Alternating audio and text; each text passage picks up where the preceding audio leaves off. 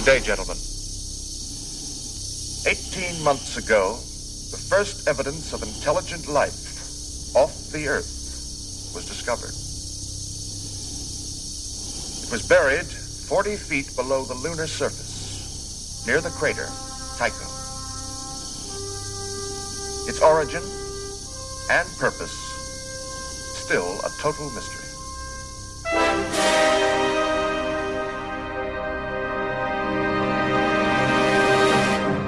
Welcome to the now playing reviews of 2001 A Space Odyssey and 2010 The Year We Make Contact.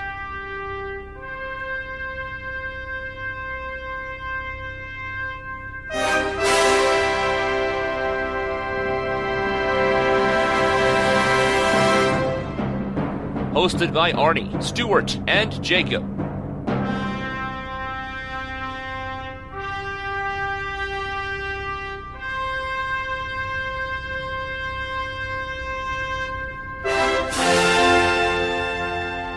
These podcasts contain detailed plot spoilers and mild language. Listener discretion is advised.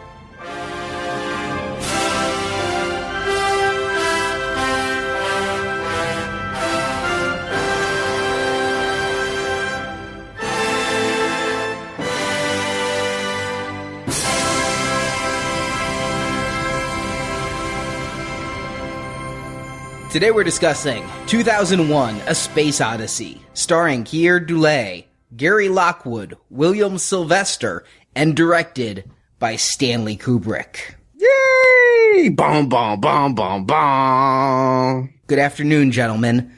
I am Arnie, a now-playing podcast reviewer. I became operational in Springfield, Illinois on the 12th of September, 1974. Are you going to kill me for making you watch another Kubrick movie? That's what I want to know. Stuart in L.A. And this is Jacob, and I am, by any practical definition of the words, foolproof and incapable of error. So remember that when you listen to our Batman and Robin review. Strangely enough, I have your Batman and Robin review in my notes. I can't wait to see how that comes up.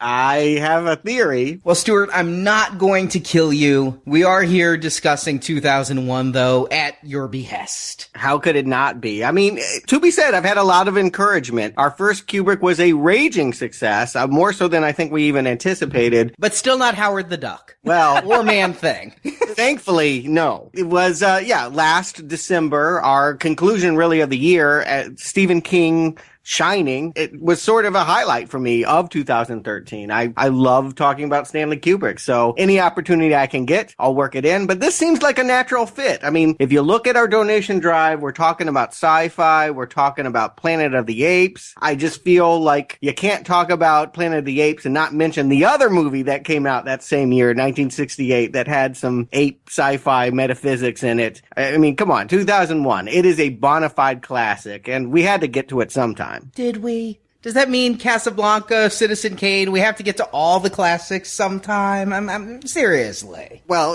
as soon as we're done with Children of the Corn 9. Yes, of course. Priorities, people. Yes. There's Manglers to review. There's something to be said about films that have had so much ink spilled on them. Once in a while, I feel like, what can we add? But when it comes to 2001, I've been on the record on this podcast several times saying I've never seen it. But this was not my first watching. Jacob, film shamed me into watching it about a year ago. I just got tired of him bringing up, well, Arnie, you've never seen 2001. So I wanted to be able to, next time he said it, go, yes, I have. So I saw it about a year ago. And I didn't ever say it again until this review, which you had to have watched it. Yes, exactly. But I'm kind of glad I saw it a year ago. I've had time because I knew we would be covering it at this point. When I watched it before, The Shining was already on our docket. I knew eventually we'd be doing more Kubrick. So I was watching it as a now playing reviewer, and I'm glad I had the time to ruminate on it. But yes, this is only my second watching, and I'm the closest thing we have to a newbie. And I've been on the record with The Shining. This is probably my favorite film out there. If we had to give a definitive favorite, this is it. This is the thing, though. This is one of the later Kubrick films I had watched. It was so daunting. You talk about these classics, and you got to sit down and watch Citizen Kane that everyone considers, the greatest film ever. I mean, that is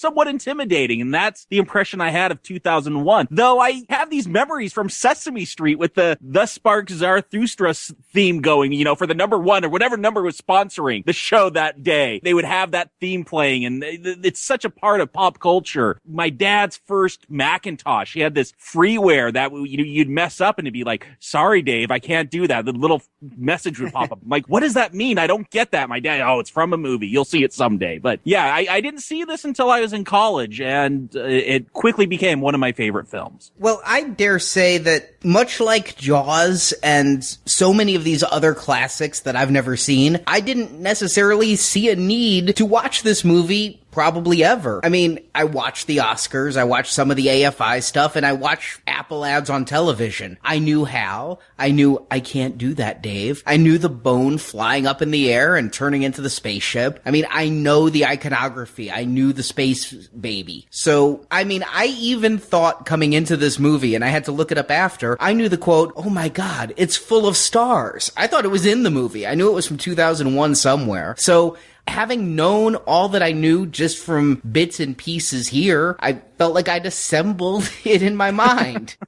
I was wrong, but I thought so. Oh, how wrong you would have been, yes. Yeah, I think the only way to get it is to go through it. I don't think you can Cliff Notes the version of 2001. It's not YouTubeable. I think the experience is about seating yourself to it. And it's not easy. I will go ahead and say, yes, I've seen this movie many times, my first of which was not a positive one. I was a child. I don't know how old I was. My first movie experience had been Star Wars. I had seen Aliens sometime shortly thereafter. And then my dad plopped me in front of the TV to watch a film that was going to be, quote, the greatest science fiction movie of all time. Better than all of those. So you can imagine how much I love 2001 and just sat there watching the apes kind of grunting at each other, wondering when Luke was going to show up. When was there going to be an alien that was going to attack people? There's no way that a child is going to be prepared for this. But it haunts you. It stays with you. I've thought about the movie for a long time. I went back to it. And over time, yes, like you, Jacob, this really has morphed into being one of my favorite movies of all time. Certainly my very favorite Stanley Kubrick movie. So I'm coming to it with a lot of history, a lot of love. I've seen it in a lot of different ways, including projected theatrically in 70 millimeter format. Still one of my dreams to see it that way. Yeah, no, it was great with the intermission and everything. I mean, they did it full on, and it is a very different experience than watching it on a television set.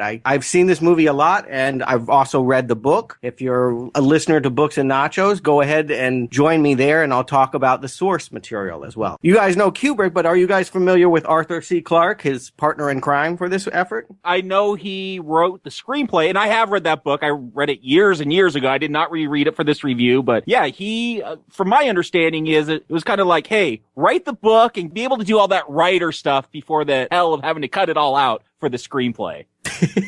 I do feel like it ends up turning. Let me put it this way. The book is a lot more exposition heavy. Obviously, I don't know how long this podcast is going to be, but I'm sure we're going to say more words than the movie itself does. Also true of the book. I don't know that the book explains everything that is mysterious about this story, but it is certainly more linear and more coherent than the Kubrick vision. I would definitely say that although Arthur C. Clarke definitely was there on the ground floor with Kubrick, helping him conceive this story, and that many of his short stories were the basis for it. Ultimately, much like Shining, and where I felt like it was a Kubrick movie over Stephen King, I feel like, yeah, Arthur C. Clarke gets left behind somewhere in around Jupiter as Kubrick jets off into uncharted waters. And Arthur C. Clarke's, sadly enough, I know because I was a Star Trek fan in my teen years, and being a hard sci-fi author and Star Trek being hard sci-fi, and the two ran in the same circles. I read a couple of his short stories. I read actually some nonfiction and articles and interviews with him talking about Star Trek, but I've never read any of his big novels. I'm looking forward to hearing your Books and Nachos and getting some information out of you during this podcast,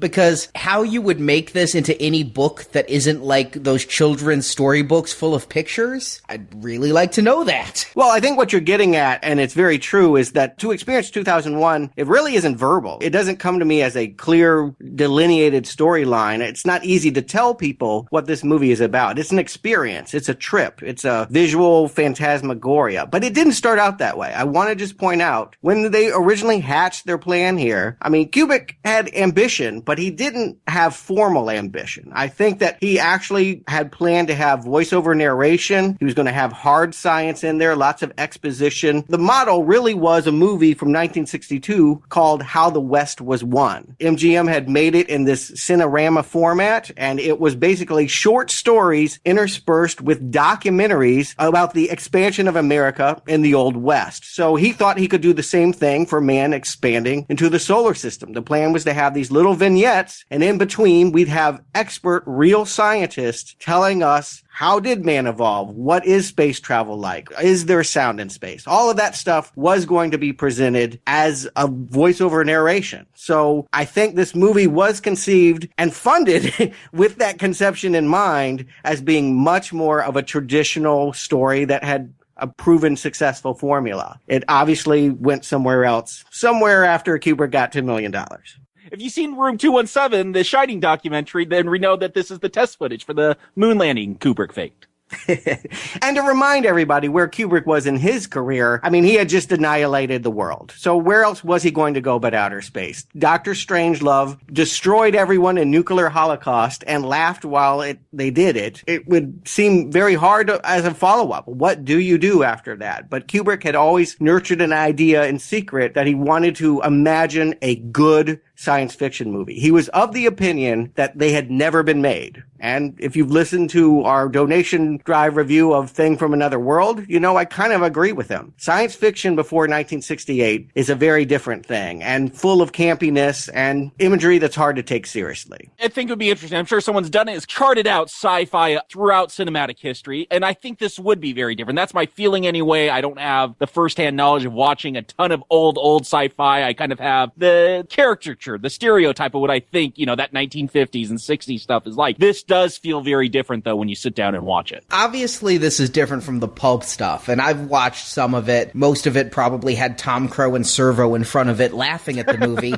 but I've seen a lot of it and then just whatever I would turn on in my preteen years on a Sunday afternoon, whatever black and white sci-fi they were showing. But that was still coming out around this time, too. I dare say even Planet of the Apes is somewhat more along the lines of that Thing from Another World or Flash Gordon type stuff. The thing I didn't know is if there were the outliers. Were there more artful science fiction films pre-2001, or was it all just hokery and this was the first one to try to even take the subject? I'd say the other ones took it seriously, but try to go for perhaps a more adult audience and a less sci-fi, fantastical kind of teenage pulp audience. Well, here's the difference. Kubrick wanted it to be real. That's why he went with Arthur C. Clarke. He had a whole list of science fiction writers, Ray Bradbury, you name it. He considered them. He went with Arthur C. Clarke because Arthur C. Clarke is first and foremost a real authority on space and the oceans. He knows his science. He is probably the most studied and learned man and accomplished man in the field ever, or at least one of them. And so he wanted to bring in somebody who was going to make it real for people. And beyond that, the technicians that he hired, the people that he wanted to bring in here. When you look at Hollywood sci-fi movies before that period, they were like friends of the producers. They got hired and put in the makeup room. Oh, my cousin Larry, he needs a job. Well, let's have him do this sci-fi makeup. He brought in real NASA technicians. He brought engineers that thought about how these ships could be designed to actually work. And there is a level of plausibility that has never been accomplished before in this movie. I think it comes gleaming through. Whether you like the movie or not, the movie is a stunning example of what space travel could be. You're convincing me. Was he working on all this during the faking of the moon landing? Well, he was doing it during the space race. Keep in mind, the other perspective to have here is for the 1960s, this was not just a fantasy. This was politics. This was every year somebody doing something new. Oh, the Russians just had the first man do a spacewalk. Oh, they got a Sputnik up there. And so we've got to compete. And every year there was a new breakthrough. I mean, they were actually worried about that.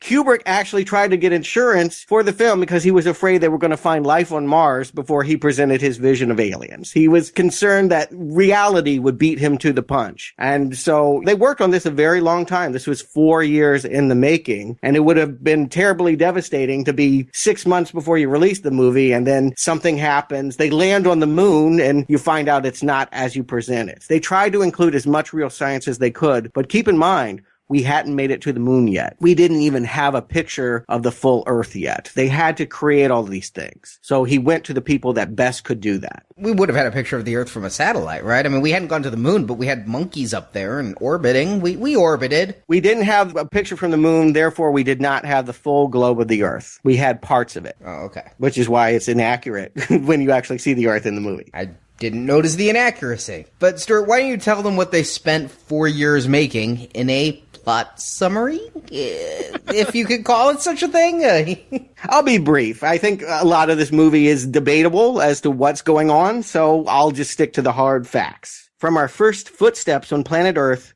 to the most recent rocket launch into outer space, mankind has been guided towards an incomprehensible destiny by a mysterious alien force. The evolution began 1 million years ago in the desolate plains of Africa, where primitive simian ancestors eked out an existence plagued by tribal warfare, predatory leopards, and a dwindling supply of edible plants. Fortunes changed with the appearance of the monolith, a magical rectangle that towers over the savages one morning and telepathically imbues them with the knowledge that bones can be refashioned into weapons. With just a few swings from their new tool, primitive man is transformed from vegetarian to meat eater, from hunted prey to master of his domain. The monolith isn't seen again until our species has colonized the moon in the titular new millennium. Astronauts, detecting unusual magnetic energy emanating beneath the lunar surface, excavate the Tycho crater and come face to face with the baffling black box once more. Dr. Haywood Floyd, chairman of the National Committee for Aeronautics,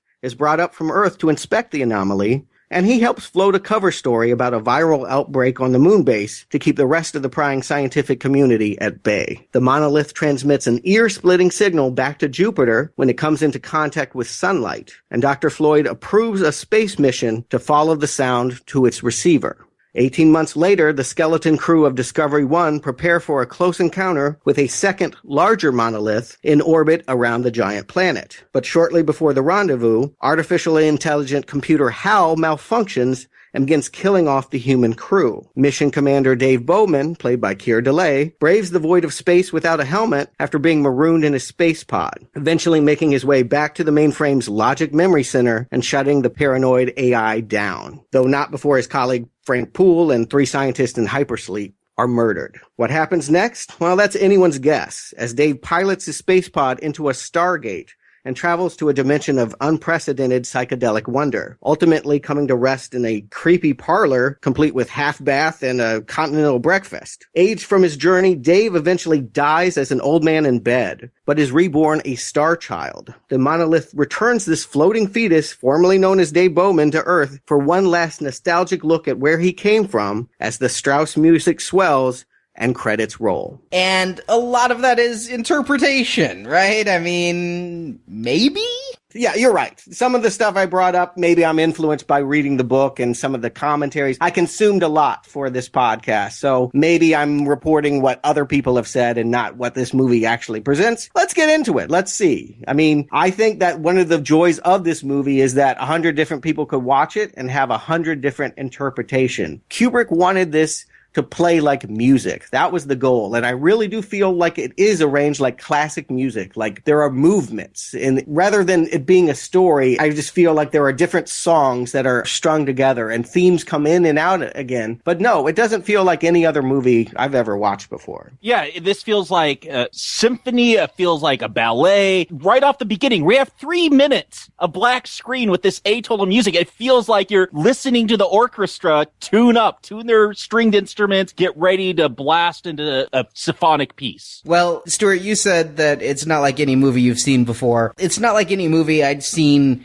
that came out before, but it's like a hell of a lot of movies I've seen before, and I have no way to contextualize this movie without discussing basically the films that came out of this. And Jacob, you talk about that opening symphony. It's thanks to Star Trek the Motion Picture that I wasn't completely dumbfounded when I put in the Blu-ray. I have the Blu-ray of this, and I can highly recommend the Blu-ray for the picture. Yes. Gorgeous picture, but it has no menu. You put in the disc and it just plays. But because it starts with this blank screen, if it hadn't been for Star Trek the Motion Picture and then later the Blu-ray of The Sound of Music, I would have thought my Blu-ray player was broken. I didn't know you liked Sound of Music. Yeah. That's awesome. One of my faves. So I never knew it had an overture until that Blu-ray came out. So when I put it in and I just have this black screen with nothing on it, at least Star Trek gave me stars. I'm like, is there a menu coming? Oh, it's the music. I wish they still did this today, to be honest. I wish when I went to see Amazing Spider-Man, I sat down to like 4 minutes of Hans Zimmer just so people could put their phones away and I could watch the movie. You don't like watching the 20 and learning what TBS is going to be premiering this fall? No, not at all.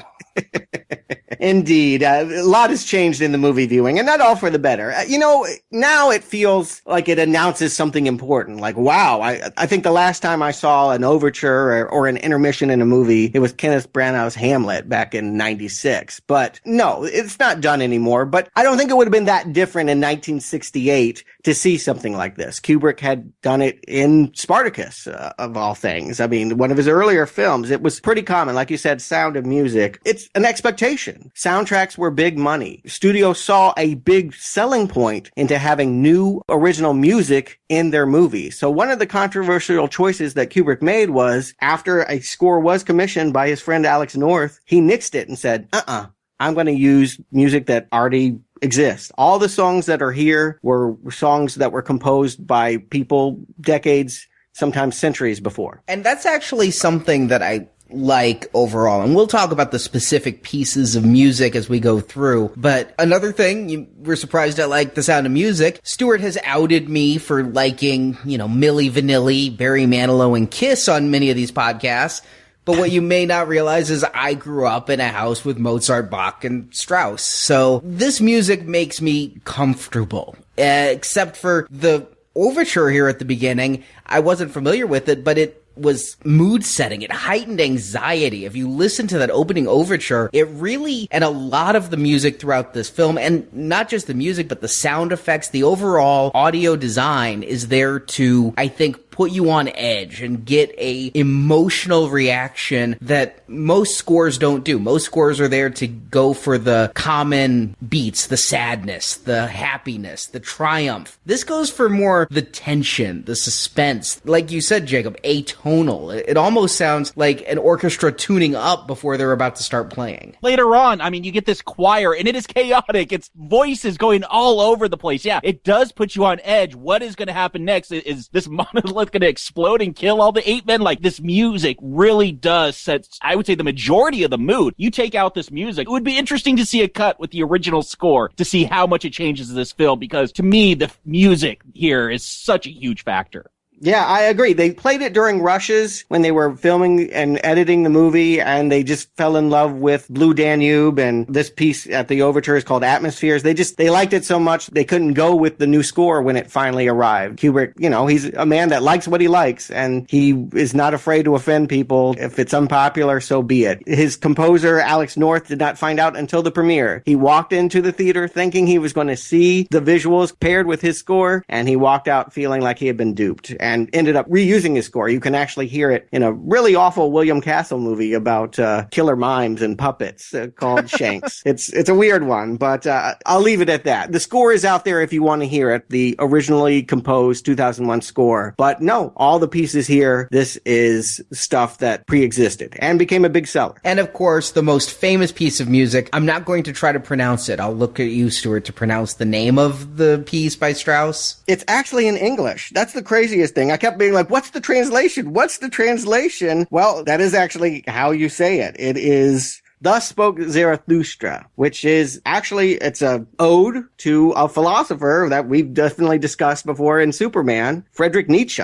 Yeah, Thus Spoke Zarathustra is the piece where he talks about the Ubermensch, the Superman. Yeah, so it's a nice coincidence. Already, at the announcement here, they're bringing in philosophical ideas, intended or not, that deconstructionists are going to play with. I think just by picking this piece of music, no matter how it sounds, just by the fact that it's based on Nietzsche, you're sort of announcing themes and ideas. Of course, like you said, it was a temp score, so maybe it was intended, maybe it wasn't, but like you said, deconstructionists, they'll grip onto it with their teeth and take it to the ends of the earth. And don't get too hung up on intention with Kubrick, because he doesn't have hard explanations for this stuff. He wanted it to work on a subconscious level. He doesn't have an explanation to give to you about what all of this means. He went with a feeling. He knew what he was going after without knowing how to get there. And this movie is, like The Shining, very improvised. It changed so much, which is why even now you can read the book and see that Arthur C. Clarke was working off drafts that Kubrick excised, that there are major differences between the two because Kubrick just kept changing it. He actually had to stop. They ran out of money. He considered the movie unfinished, but put it out there because there was no more money to keep working on it. But like The Shining, I think he would have kept going at this forever if allowed. Well, when we get past the overture and the opening score there, we get to the monkeys. And I knew there were apes in this movie. I knew the throwing of the bone. But to be completely honest, in my first watching, I was like, okay, when are they throwing the bone?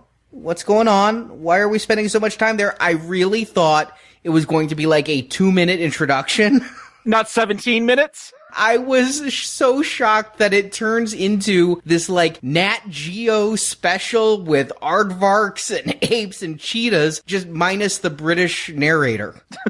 And remember, it was supposed to have the British narrator. I'm going to applaud the movie for not putting that narration in. How tempting would it have been? How much pressure would Kubrick have been under to deliver something that was explained? This is the most audacious aspect of 2001, that he lets things go by without comment for hours. That this is a 2-hour and 25-minute movie in which there are only 40 minutes of dialogue. And most of that's banal. I mean, he allows his visuals to speak volumes. It's the first time he did that. There was voiceover narration in Lolita. There was voiceover narration in Strangelove, The Killing. He had never taken this risk before. So it was a huge one. And I got to say, the Dawn of Man segment is probably my favorite in the movie. You know what? I think it's great storytelling. It's a silent film, essentially. Right. I mean, there's some great music, but I get so much. I mean, you start off in the wilderness and this shot of bones and cheetahs eating the ape men. It's all about death. And you see them cowering in their caves and they're living with the tappers, eating plant. Like, I get so much from this, and it's all visual. There's not one piece of voiceover telling me what to think, telling me what's going on. I think it's very clear storytelling, what's going on with these ape men. Yeah, I think it would have been awful to have Dr. Louis Leakey talk about his research in Africa and how he found these bones of these people. I'm not so sure about the storytelling. It took me a little bit to figure out what was going on, like the two different tribes of the apes there. It's there, but it's a little confusing because I'm going to say I think these costumes are tremendous. And the very first time I watched this, for maybe the first 5 minutes, I thought these were apes. Yeah, he didn't want these to be so primitive. I think he wanted them more humanoid.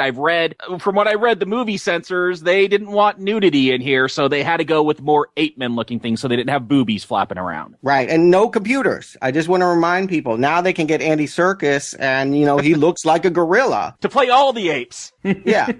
But they had to go with French mimes here. They had to go with people that knew body movement and that could emulate and study and do this and were thin enough that they could fit into the suits and not look bulky. It was a challenge. But over on our donation series, Planet of the Apes, we've talked about this very same year, some Academy Award-winning man-ape effects. Well, they don't hold a bone to what we're seeing here, where I thought I was looking at apes. I mean, the lip articulation on these masks is amazing. Well, they're not speaking English. It's worth pointing out that he doesn't actually have them talk, so they're grunting, but yeah, it's good. The snarling is where the lips really became well. It's the eyes that eventually gave it away, and there's one bad mask in them. But when I saw a real leopard attacking something, my first thought wasn't it's a padded suit. My first thought was they went out and filmed some nature. So it took me a while, and perhaps because of my expectation, the first time I got it, I didn't think the storytelling was so well done. It was more like, we're spending a hell of a lot of time with these apes. There's no way this would be done today. This, like you said, would be a 2-minute intro to let's get to the bone toss. But no, Kubrick's gonna take his time, and when that monolith shows up, again, that's like at least in this ape story, that's the halfway point for me. And this is where the storytelling works, because I could tell a difference. I could tell they're acting different. Well, mainly because they're murdering, but there's a different dynamic once that monolith shows up. And I could tell that difference from what was going on before without any voiceover, just from the scenes we've seen. Now, I want to throw in something that Stuart said in his plot summary, though. The monolith. It just appears. And, man, Kubrick loves to do these, harsh cuts of both visual and sound, right? It appears, and there's the noise, and you see the sun coming up over it, and then just cut. Did time pass? What's going on? And then we see an ape learn to use a bone as a tool. And I'm getting, even on my first watching, they call it the dawn of man, and he did make Dr. Strangelove, so the difference between man and beast is man creates weapons. This was the start of the arms race right here. But, Stuart, in your plot summary, you said the monolith had an influence on them. Did it? Or was it there to witness the first use of a tool? I mean, I don't know that this can be definitively said from watching the movie. You can. When they see that scene of that ape picking up the bone, there's an intercut. There's an intercut of the monolith. We're seeing him think about that thing. Yeah, to me, the way they approach it and they start touching it, and the next thing they show, to me, the storytelling is saying this monolith inspired, gave knowledge, whatever, to these apes to start using tools. Yeah, and when he's smashing those bones, it's almost like he's playing the drums or the xylophone with this music swelling up. We see tappers falling to the ground. Yeah, we get to see the monolith, all these intercuts. It's telling me that this monolith has changed these ape people. Yeah, they cut back to it. They wanted to emphasize it. It's just a brief cut. It's almost subliminal. But yeah, the monolith. Okay, let me just get it out there. Perhaps my favorite representation of God ever put to film. It is so common to humanize the higher power. I mean, it's biblical, right? Man was created in God's image. That they went this route, that it's geometric, that it looks nothing like us, that it could be a doorway, that it could be a void, it could be nothing. It's an arrow, it points to the next level. I mean, there's just so many ideas that this thing carries with it. It's powerful and scary. It's got that Ligeti theme song to it with the choral stuff. It's fearful. It's God-fearing is what I have when I witness that monolith. Every time I see it, I'm quaking. It would be a very different thing if they played dun, dun, dun. Every time you saw it, you'd think it was a hero. You'd think it was doing something good. That music, that facelessness, I'm worried that the influence is not positive. It may be helping man evolve, but into what and by what means is arguable. Yeah, that score, it's scary. That choir is scary. It's so chaotic, almost like a swarm of bees or something like that. And I love the way the apes are just so afraid at first to touch it. I mean, you could tell that this is a ominous presence. And one of the things I notice, especially when it first appears here in the wilderness with the dawn of man, I'm sure it's just the way it's filmed, but it almost looks like, to me, it's painted on. It looks out of place to me, especially in that background, but there's something otherworldly looking about this monolith that, yeah, it's not of that earth. Maybe it is of the earth. Maybe it dug its way out of the ground. We will never know. But yeah, to me, it's otherworldly. Is it God? Is it aliens? Who knows? But it's not from our planet. I know, because I was at the Kubrick exhibit last year in Los Angeles, and I got to stand right next to this thing. It's a surfboard, guys. It's a piece of wood that they sprayed with graphite. It's basically pencil shavings on a surfboard. That's all it is. Very simple. They had lots of different concepts. Originally, it was going to be a pyramid, and then they wanted it to make like it was going to be a screen that showed the apes maybe how to make fire, like a giant iPad, basically. You could, go to YouTube and watch how to make fire or pick up sticks or something like that. Terrible. Thank God they didn't do that. The simplest idea is the spookiest, the ominous, faceless quality of this monolith. Maybe it is the God, or maybe it's the representation of God. We'll never know, but my interpretation has always been that this was our creators, and that's why they have an interest in us. They have something invested in seeing us flourish here. Well, whether you call it God or whatever, two things about this. First, I took this as extraterrestrial, not divine. Given where this movie goes, and I knew where this movie was going into space, I took this as an alien representation, not as God. You could say we were put here by aliens and aliens are our God. I don't want to have that debate, but the difference is really the difference between science and faith. I mean, it's the same thing. We're all believing that there's something beyond ourselves outside this planet. But yeah, how you want to interpret that, whether the scientific definition of an ET or a more spiritual base, I think we're saying the same thing. It's an alien god. And it doesn't look like a surfboard to me. It looks like a tombstone or a coffin or honestly a Hershey chocolate bar. It's very square, right? It's a rectangle. Yeah, it's geometric. It's math. I mean, it's like nothing else in the plane. And that's one of the things I love about it, that it enters this world that is all wilderness, all these open spaces. And by the end of this movie, slowly but surely, everything becomes more geometric until people are almost imprisoned in it. I think it's a part of the design that things become more and more geometric, like this obelisk. But for its first introduction, when it's just having its first influence on man, there's nothing else like it on Earth or in space. And don't think that the Planet of the Apes special effects team didn't want in on this. They begged Kubrick for secrets. They tried everything to learn about his makeup effects. He showed them the door. He wasn't sharing anything. The other thing is, it's you said the surfboard thing. Seeing it in the movie, it was much smaller, at least in its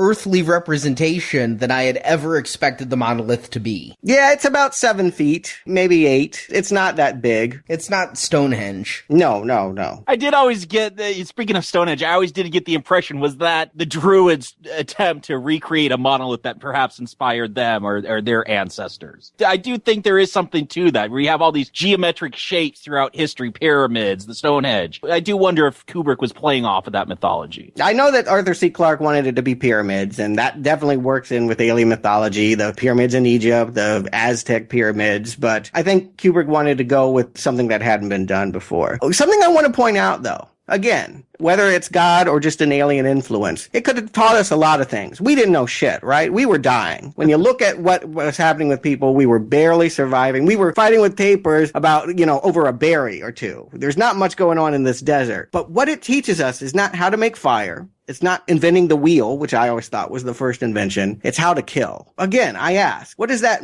mean about the monolith? What does it mean about these aliens that that's how we're going to dominate the planet? Again, there's a lot of interpretation. Is it that it taught specifically weaponry, or did it just advance the intelligence and monoliths could spring up across the galaxy and a million different species could touch the monolith and it's Homo whatever that would be, Cro-Magnon, ape man, the missing link, it was in our genetic code that we advanced to weaponry. I kind of, because I'm cynical, took it as the nature of man is to kill. The first step of humanity was to get a weapon. It just gave us the push on that first step. But I didn't take it as it gave us a weapon. My interpretation has always been that technology brings violence. That's what this seems to be saying to me. The YouTube comment section proves that true. YouTube comment section is something that should be avoided at all costs. The bone, it could be used for a lot of things. We do see them killing tapirs and they start eating meat, but we also see there was some gang warfare going on before, but now it turns violent. It does seem that this is the way to dominate each other, and we'll see in the far future in this film where technology becomes murderous. I think this point can be made even more clear if Kubrick wanted to make it clear. It's clear in the book. We'll get to this jump cut. It's very clear what this bone turns into. In the book, in this film,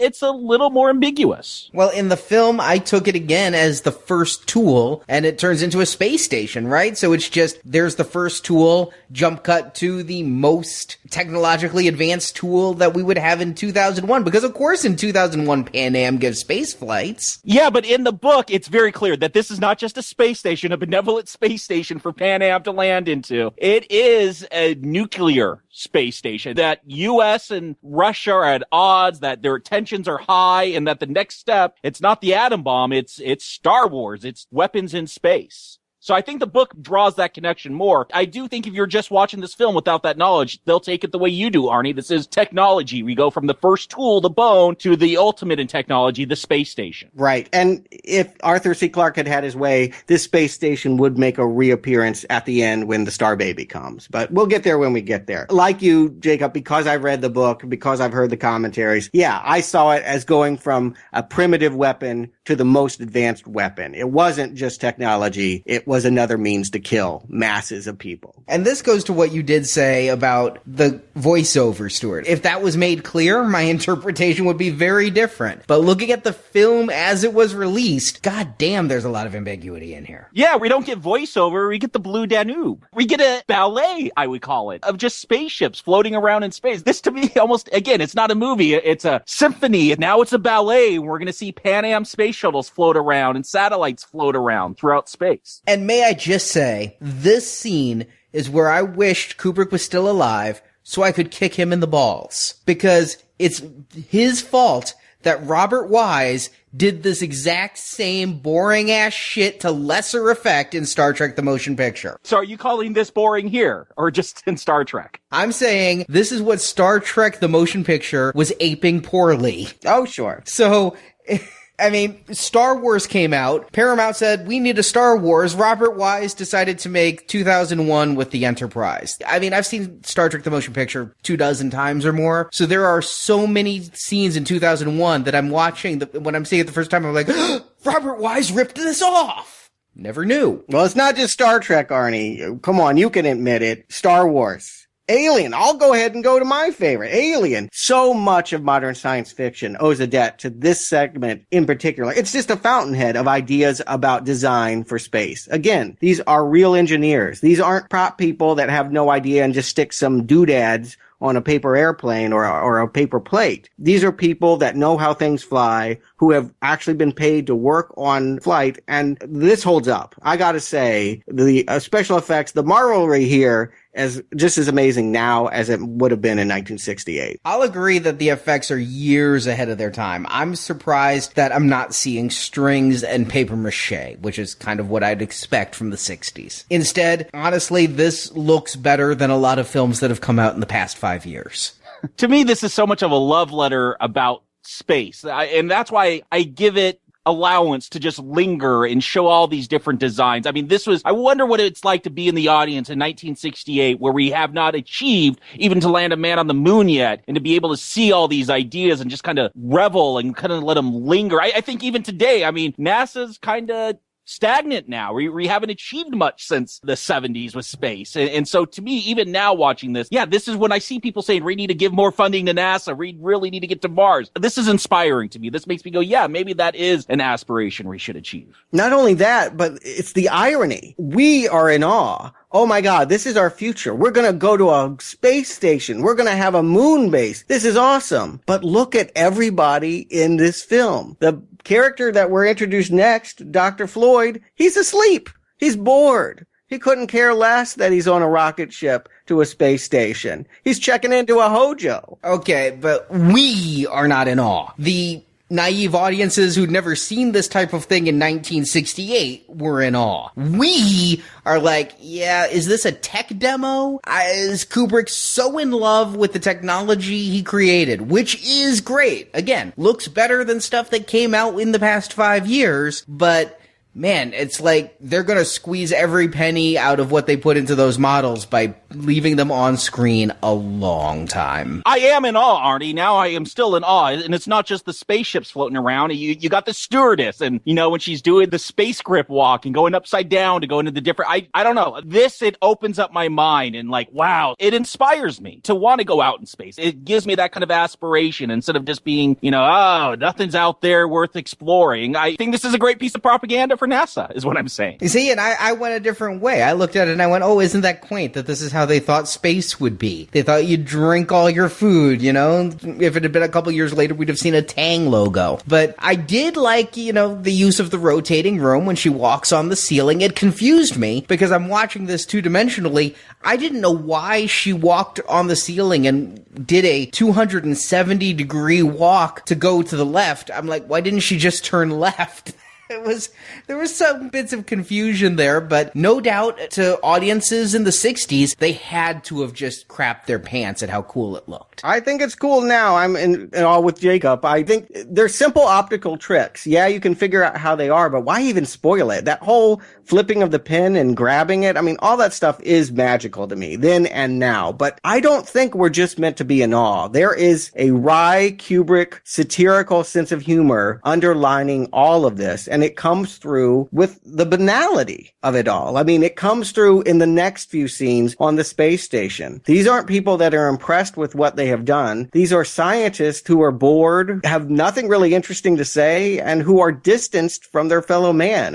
It's actually very sad that moment that we have Floyd calling his daughter. No one's watching her, and she is not going to see him on her birthday. I do feel like one of the things that drew Kubrick to Arthur C. Clarke's writing was that there's always a sadness, even when he marvels at what we've accomplished with science. There's a sadness to watching us progress further and further away from each other. And that's something I noted. I mean, it's not something I saw the first few times, but after watching this multiple times, they're in a Hilton. There's a Howard Johnson's on the moon. Like, you can get Howard Johnson fish sticks. Yeah. Why would you go cheap? I mean, come on, you're at the moon. Just pay the Hilton price, right? I don't want to eat at a Hojo. I laughed at that, and I had to wonder, is that a commentary, or is it, this looked like a really expensive movie, you gotta pay the bills somehow? I was shocked that a call from the moon to Earth at hotel rates is only $1.70. Like, you can't even get a rate that good now. You can't get a gallon of gas for that. Yeah. And what's a bush baby? Is that a doll, or has slavery been reinstituted? No, it's a little squirrel-like animal. Okay. All right. Good. I had the same unfortunate thought when she said she wanted a bush baby. Because everyone I'm seeing is white. I'm like, what happened to the black people? Yeah, but there is, these people, they just lounge around, they got their awesome, 60s Art Deco chairs they're lounging around in. And yeah, there is a blasé about it. They're not impressed. They're wondering, hey, what's this space virus going on in the moon? Yes, and I'm finally starting to wonder what the plot is. So they start talking about a space virus. I'm like, yes, story. And that is where the narrative really kind of begins. I mean, it begins with the mystery of what is the monolith in the past time, but now, after a lot of waltzing in space, I'm curious what this movie's really going to be about. I thought the whole thing was about Hal. So I'm confused and very intrigued to know what's going on. I'm as interested as these blasé scientists in the IKEA furniture. The thing I'll say, I love the first act. It's the second act. This seems like the exposition act to me. And there's people talking. We know people's motivations. It's not ambiguous like 8 men walking around. I guess you got to say this stuff to give this movie some kind of plot. It's just not as interesting to me. I love the stuff where we're floating around in space and just showing that. But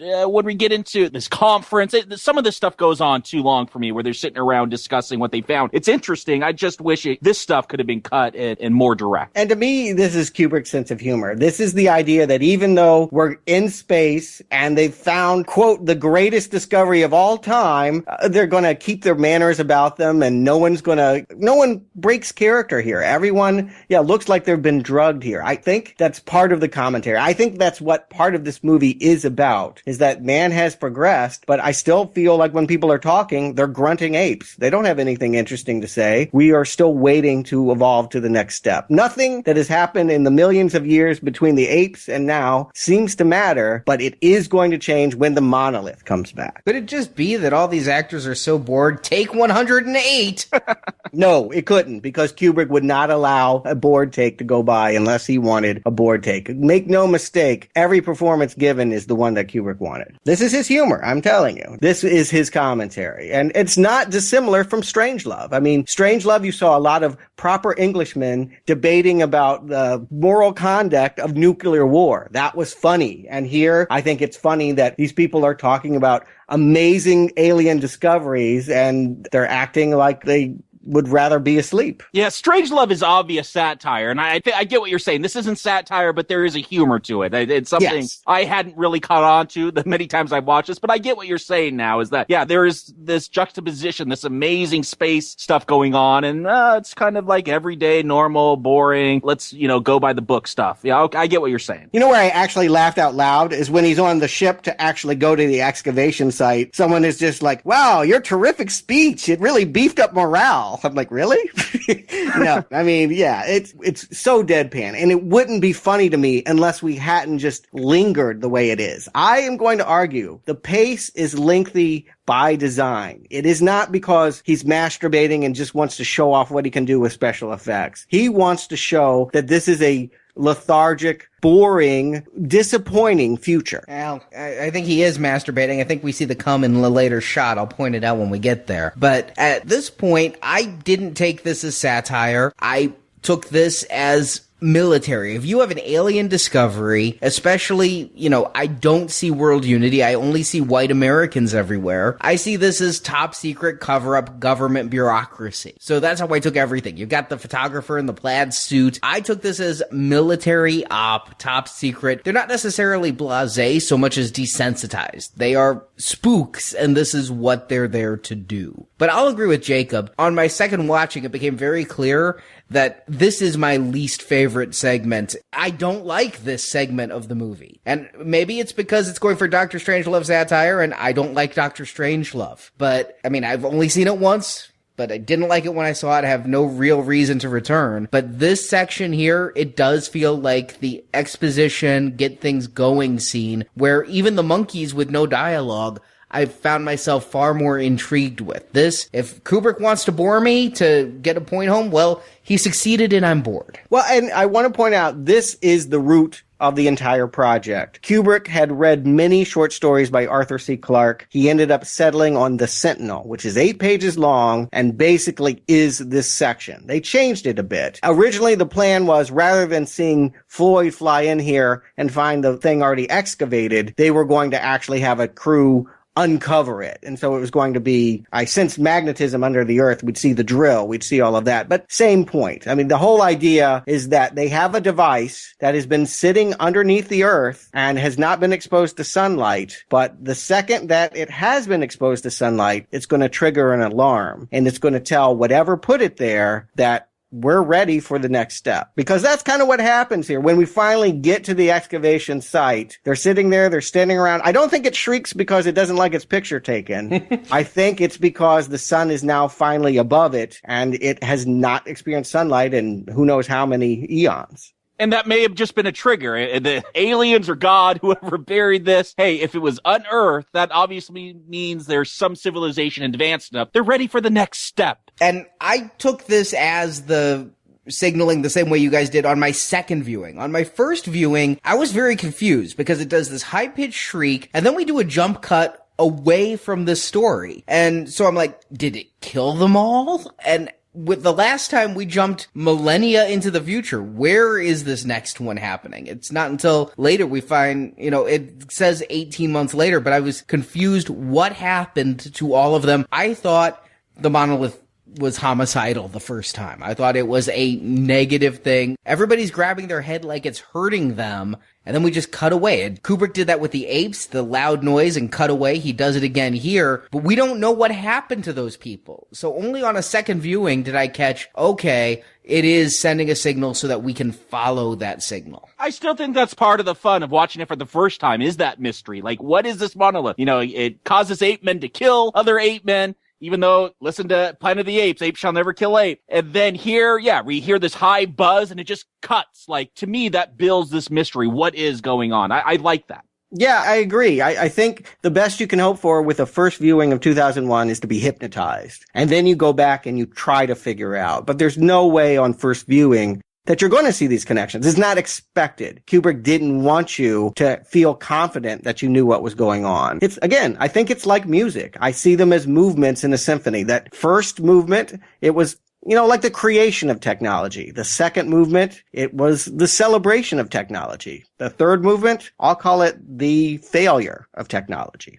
The Jupiter mission of Discovery 1. This is the part everyone remembers. Yeah, this is what I knew coming in. How? I can't do that, Dave. I mean, Daisy even. I knew all of this coming in. I thought that was the entire movie. I was happy to get here. And on 2 watchings, this third act, and I break it into 4, this third act is my favorite act. It's the one with the strongest narrative. It's a complete 3-act story in 40 minutes? It's the one that doesn't quite fit in with all the others. It's almost a digression. It's an interlude in between the real movie, which is not to say I dislike it or that I would want it gone, just that because it becomes about Hal, we forget about the monolith. It's the only segment that doesn't have a monolith in it. And the monolith, to me, is the star. And yet I feel thematically it does work. I mean, we're going to talk about it. I do want to say, I do love that we just jump 18 months into the future to Discovery 1. If you've seen Contact, it feels like so much of that film is like, hey, we found alien life, and now we're going to spend the next hour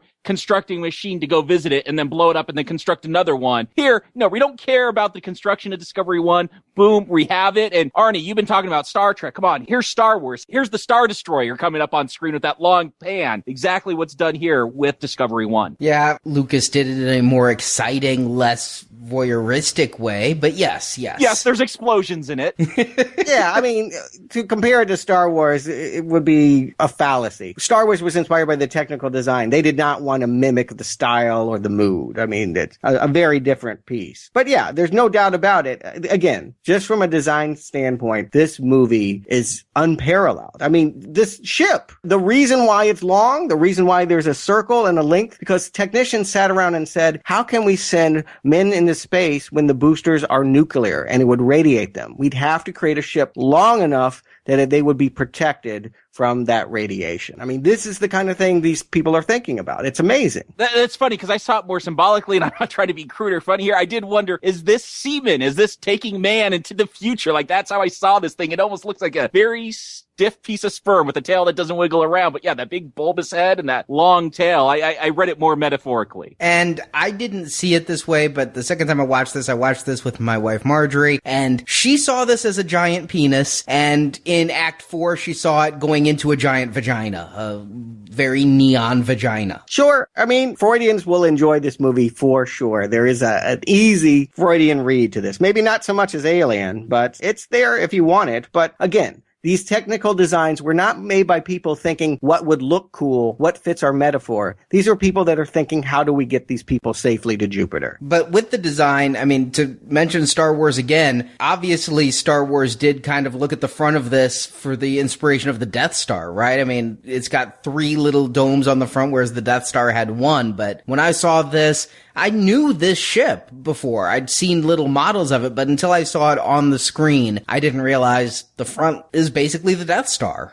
And then we're introduced to another scene in the rotating room where we meet Frank doing his exercises. And we saw the rotating room earlier with the stewardess and her hair helmet, and I was kind of whatever. But in all the car ads and movies I've seen the rotating room in, I've never seen a camera angle like this one used.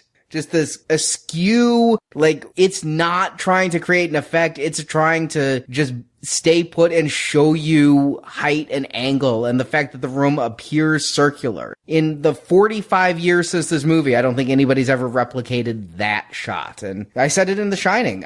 I think Kubrick is a great cinematographer, and there it is. It is like a Shining shot where he actually follows the guy running, where they build a groove into the middle of it and the camera's staying with him. They're keeping pace behind him as he runs. But yeah, all of this stuff, it's amazing. But again, it enhances this theme of stagnation. I mean, running on a treadmill, like running in a circle, it says these guys have nothing to do. And they have no personality whatsoever. The one with the personality is the computer. Arguably the most identifiable, easy to root for character is the villain. It's HAL 9000. Easy to root for? Really? I think that his neurosis makes sense. He's the one being like, guys, have you heard the rumors? I mean, first of all, he's telling rumors. He knows what's going on. He's like, I think I heard that there were some aliens or something. And it's very relatable to me. I'm not saying that I justify his murders, but I understand this guy. When I look at these human beings, I don't get them. I will say this, when you get to the demise of the HAL 9000, that is when I feel emotion for a character in this film. That's where, like, as he is dying, yes, I do feel like that is the character that I know the most about and I have the most feeling for as he is going down. You know, when Frank gets launched into space, okay. You know, when these sleeping scientists die, whatever. Even with Dave, you know, he's the human we probably get to know the most. It is this computer that is the character that I latch onto the most in this film. And again, what I love about this is the resistance to anthropomorphize him. It would have been very easy to make him a robot, right? It would have been very easy. They were talking about the original design being he was like a moon rover and he was rolling around and, you know, like short circuit Johnny Five kind of crap. Thank God they resisted those urges to make them more like humans. It's more like the monolith. In fact, Hal's red eye, it's in a big black rectangle. It does incorporate some of those geometric ideas that we first saw with the monolith. And of course, the influence of the red eye cannot be overstated. I mean, you look at Battlestar Galactica or even Knight Rider, they always cut to these red lights and the voices. I think that this is something that is pervasive in today's culture, all started right here. Yeah, I think there is something subconscious about seeing that rectangular monolith and then having that red eye stuck into a rectangle. Like, we've all talked about that. There's the creepy music. We don't trust the monolith. We know it's helping, maybe. We don't really know what's going on, and we get that same vibe with Hal. And I'm completely spoiled going in, so I know everything Hal's going going to do, so I don't trust him from the beginning. But I again want to say that a lot of the way they introduce Hal has like 8 televisions around him. I dare not call them monitors from the 60s, but televisions, all with different displays, and the graphics on them, they still look better than even the stuff in Star Wars did, and it holds up, and I think that it might have been a very unusual way to convey information to audiences back then, to have 8 screens where you're really supposed to be looking at this one in the corner, but there's still interesting stuff on the other 7. And can I just say, as a former paste eater, I so wanted to eat this food. I would have eaten my vegetables as a child if I could eat it as a makeup compact. This is part of the fun for me, is just imagining what life would be like. Again, so boring for them, but for me, what a vacation to be able to eat space food that looks like crayons or something, rouge. I mean, it does not look at all like food. They cook it in a microwave, but it's its own thing. At least you don't have to drink it because it doesn't float away. Yes. I like that they were watching iPads, though. Yes. I did notice that. I'm like, oh, technology's advanced. They weren't Skyping on the moon, but here they got iPads to watch the news. So you knew Hal was going to kill him. I think that is a spoiled surprise. I think you're right. Most people that would come to this movie would have that already spoiled. But the question remains, and it remains for me after watching this dozens of times. Why does Hal lose it? Yeah, I'm curious about a lot of this. I mean, I'm influenced by the movies I've seen that Hal has influenced. You mentioned Alien already, and I can't help but think of Mother a lot when watching this. And Ash, but yeah. Well, Ash was kind of the avatar for Mother in many ways, but they were both there to serve the mission in Alien. Who cares about the people? The mission is too important. Obviously, now that I see this was lifted directly from this movie. But the question I can't decide, having watched it twice, you guys have seen it far more, maybe you can give me your interpretation, but did Hal screw up and say there was a malfunction on this module, and because of him screwing up, when he hears the other two saying we should turn him off, he then decides to kill them for self-preservation? Or did he not screw up and it started off as a ruse all along, and his self-awareness? I mean, there's all this exposition in the news interview that's, I'm sure, there to introduce audiences who may not have ever heard of a computer to what Hal is, and it talks about him being self-aware, and does he really feel? Is he really feeling homicidal and like a poorly programmed Asimovian robot just deciding to kill for pleasure? You know, the way I've always taken it, I see Hal somewhat childlike, and that's going to become literal towards the end. But right before he announces that this sensor has gone out on the satellite, he has this conversation with Dave, and it's this existential conversation, you know, do you have real emotions? I can't say. Like, it almost feels like him trying to understand himself is what causes him to become human and make this mistake. I've always read it as he's made a mistake, and now he's trying to cover it up. Again, it's almost childlike. You create an even bigger sin to cover up a little white lie. You know, as you mature, hopefully you don't do that. But as a child, you know, you spill the milk and you create big, long stories about some troll that came in and actually did it. You know, that's how I've read Hal, is almost childlike, and he made a mistake and he didn't want to admit failure. He pushed it even further to where he's going to kill everyone on the ship. And that makes him human. It was what I got out of the first segment, and it's what I get out of here. The desire to kill is a natural result of consciousness. He is becoming more human, and just as the apes were becoming more human. And what did they do? They picked up a bone and killed their enemies. And I think that's what Hal did when he realized that there was a threat on him. He realized he could die. He could be turned off for his mistake. He was not going to let that happen. We'll get definitive answers next week, and I will just go ahead and spoil it. They're not my personal interpretation of why he did it, but I think that we don't have to follow what Arthur C. Clarke wanted us to think about why Hal did it. It's open for interpretation, and that's mine. I do like this escalation between Hal and the astronauts and the way he reads the lips. And just when I am really getting into the suspense of it, intermission? Again, common. It wouldn't seem necessary for a movie that's only 2 hours and 20. I mean, shit, Captain America was longer than that. Yeah, I did wonder if that was just something of the time or was there a stylistic choice, but I guess it was just something of the time. Last time I think I saw an intermission, my dad drugged me to Gettysburg, which is like 4 hours long.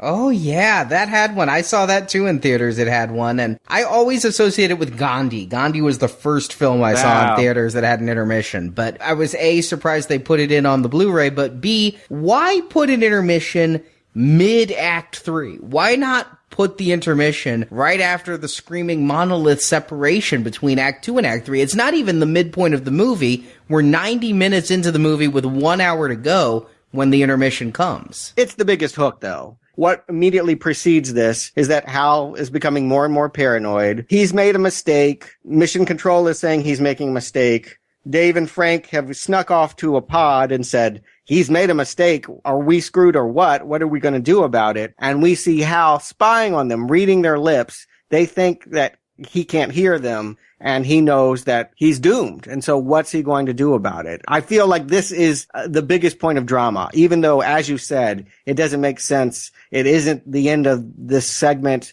It isn't even the middle of the movie. So they plan to kill Hal, but Hal kills Frank first. How? This is my second favorite cut in the movie. Obviously, the epic jump cut from bone to spaceship is the one that everyone knows.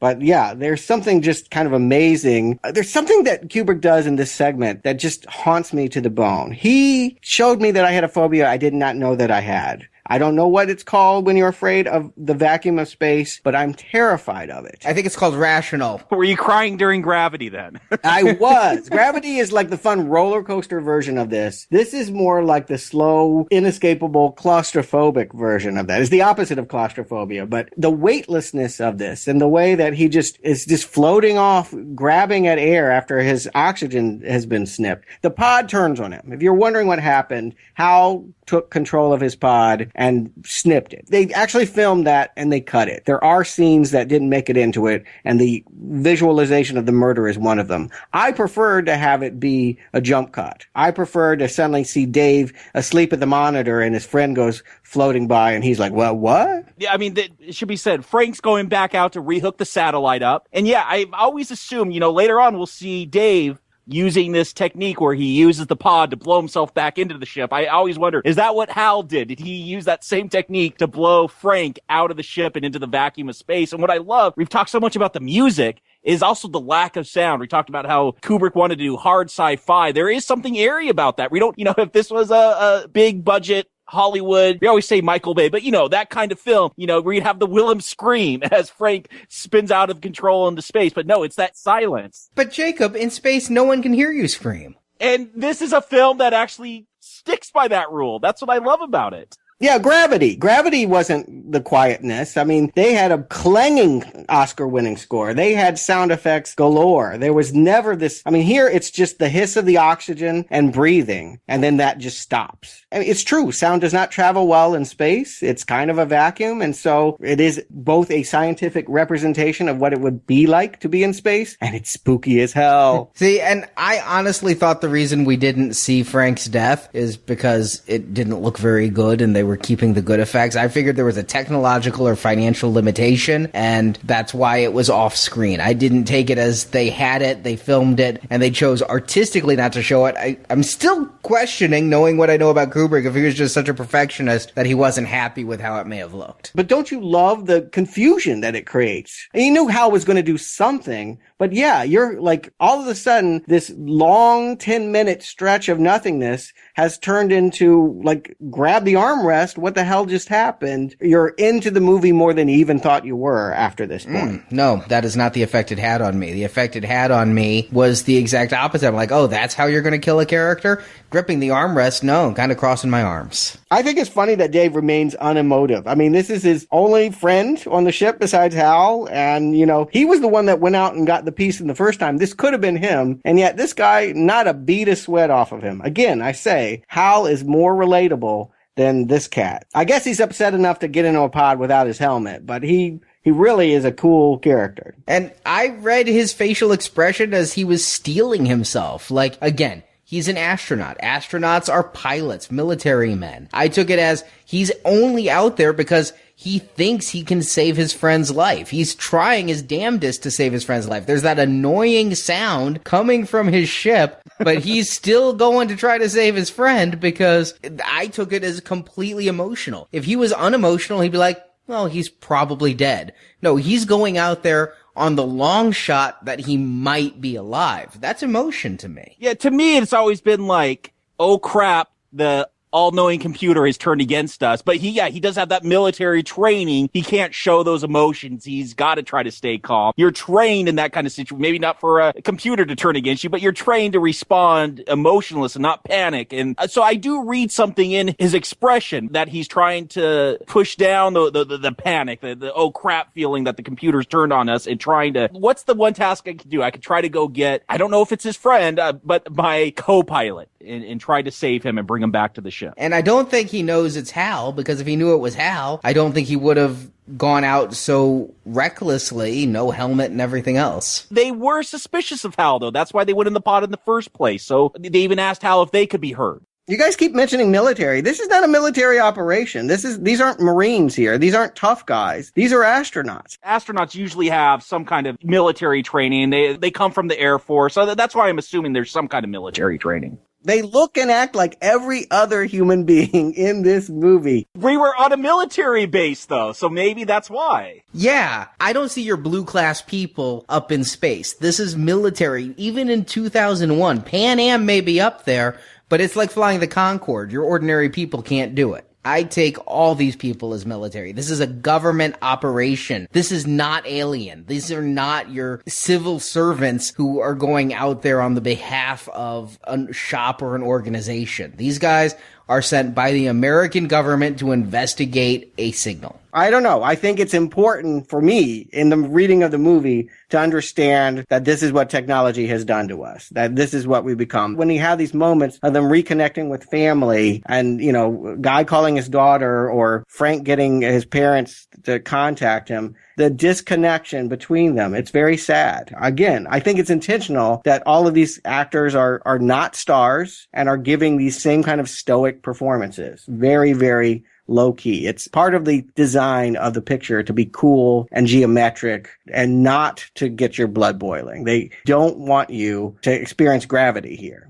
You know, and maybe that's why, because everything is so stoic. The real moment of, I guess, scariness, of fear, Dave, he goes out, he takes the pod, he saves Frank, he's bringing him back, and there's that moment where he's like, Hal, open the pod bay doors. Nothing. Says it again. He's like arguing, but there's no answer. You know, there's that, when you get the silent treatment, there's nothing worse than that, because you can't convince the person. And he finally just breaks, he's like, Hal? You know, it just tapers off, and there is something scary about that moment. There is now mutiny afoot. I did wonder how he was going to get in, especially when Hal points out he has no helmet. I wondered how they'd gonna go, and yeah, you mentioned gravity. They kind of go with that same solution. Although they didn't have the technical computer savvy to do it the way that would have protected Keir Delay. I mean, poor Keir Delay was basically upside down on a bungee cord and had to fall, hoping that it didn't stretch and that he hit his face on the camera below. Again, no computers, no trickery. Now, I, like many people, was operating under the myth that if you went out into space, the pressurization difference would cause your head to explode. You mean Verhoeven's Total Recall isn't true? Yeah, or there was a lot of them. I mean, I just feel like I've seen that in a lot of sci-fi. But Arthur C. Clarke is a scientist. I know he knows more about science than I do. I don't know how he knows this, but he claims that you do have a couple of seconds that you would just experience extreme cold before you would, you know, I don't know, lapse into a hypothermic coma or something like that. But that this would be the way that it is. I won't dispute it, although I always thought that this was a fanciful, impossible way of getting him out of this situation as a child. Though I have read the one mistake they do make is that Dave holds his breath. And in this situation, if you're ever stuck in a pod and you got to get into your space station, you want to blow all the air out of your lungs before you try this, not hold it in, because it will like rupture your lungs. According to what they say even today at NASA, I did look that up because I'm a plot hole person, you got about 30 seconds. So does that help your phobia, Stuart? No, it really doesn't. 30 seconds is a long time to be afraid. But I want to just point out, Clark had a different idea anyway. This is one place where he and Kubrick didn't see eye to eye. He didn't feel like Dave would have gone out to get the body. He had a standoff with Hal inside the ship. It plays very differently. You can hear my thoughts on that over at Books and Nachos. So here's my question. So once Dave gets back inside the ship, he puts a helmet on and there is a hissing. Is he releasing CO2 into the air, trying to poison Dave, making it so he can't breathe? Why does he put a helmet on? And what do you guys read something into that? Oh, okay. Well, I'll tell it now. Why wait for Books and Nachos? In the book, he blows all the air out of the ship. If you want to kill everyone there, why not do it? Hal doesn't need to breathe. Humans do. That hissing is the oxygen in his suit. He has a helmet on because he wouldn't be able to breathe with it off. And I didn't know if Hal had ejected the oxygen or if Dave was just taking every precaution against what Hal could do to him, be it eject the oxygen or kick him back into space somehow. Believe me, if I just come through that vacuum, I don't think I'd take the helmet off until I was back on Earth. And I love that it's mismatched. It shows you his mental state. Kubrick is very good about that throughout this movie, using color to speak for characters when they have no words for themselves. That it's a green helmet on a red suit. It says everything about how he's become unhinged. And as he's storming in there very methodically, not going to lose it. I think this is the one moment when Keir Dullea gets to show just a little bit of tremble in his lip. But up to this point, I really feel like he is a cool cucumber. We never get to know him. The helmet tells you how unnerved he is. Yeah, Hal offers him a stress pill and tells him to think things over. He doesn't need to. You know what? This is, again, speaking about Hal being the character I think you could grasp onto the most. This whole scene, first we saw Dave pleading with Hal and Hal giving him the silent treatment. Now it's reversed. And listening to Hal, plead for its life, to me, it's moving. It's sad. It's like, okay, he's murdering people, but there is something so childlike. Stop, will you? Stop, Dave. Will you stop?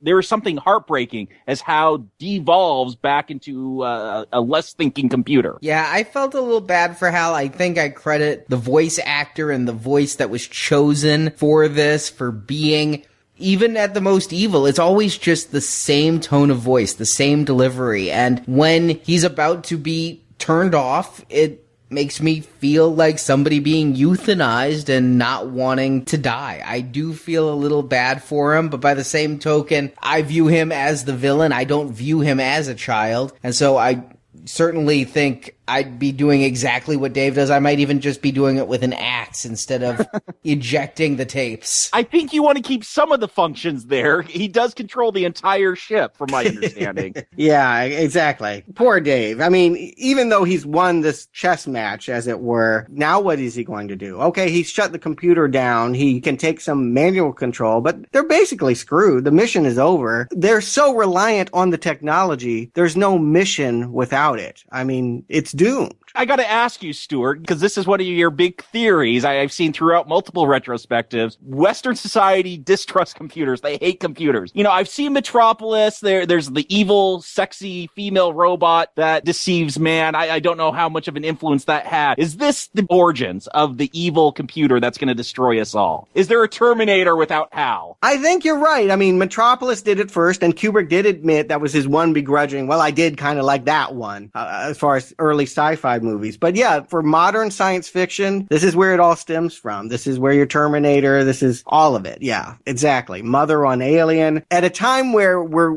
marveling at all the new technology, it really did send up a warning and a red flag that it will ultimately be to our peril. And that's Kubrick's bias. I mean, he fully admitted that. For him, it was important to put in the story that technology and computers will fail us. And because of that, yeah, I think maybe the whole West has a phobia about robots now. Though that may be changing. I mean, if you saw the movie Moon, it's obviously a Hal counterpart in that film, and it's benevolent. But the expectation is that you're waiting for it to turn on Sam Rockwell at any moment, and it never does. But that's all because of this film, that you have that expectation. Yeah, there's no way to not think that it's the voice as much as anything. It's not just that Hal was controlled everything, but he had that annoying, it's like the soothing that isn't really soothing kind of voice, like an airport terminal kind of voice. It was trying too hard, and you just knew something was wrong. I guess that's what it is. There's still too much artificiality in artificial intelligence.